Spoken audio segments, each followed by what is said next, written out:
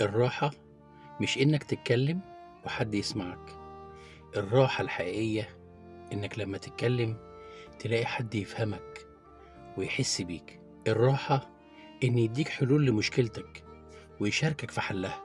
الراحة إنك لما تفضفض معاه وتطلع اللي في قلبك ما تلاقيش الكلام اللي انت قلته حد بيقوله لك تاني. الراحة مش بعد ما تحكي أكتر من ساعة ولا 2 ولا 3 وفي الآخر تلاقي اللي بتحكي له يقول لك معلش. هتفيد بإيه كلمة معلش؟ أنا عايز حلول واضحة. الراحة إنك اللي بتحكي له تحس معاه الأمان. الراحة إن لما تتكلم مع حد وتديله ثقتك واهتمامك وحبك وتطلع كل أسرارك معاه ويحصل بينك وبينه خلاف، يحفظ سرك ويصون عهدك ويحميك. الراحة إنك تلاقي ابن الأصول اللي يسمعك مش بودنه، بقلبه، وده للأسف قليل.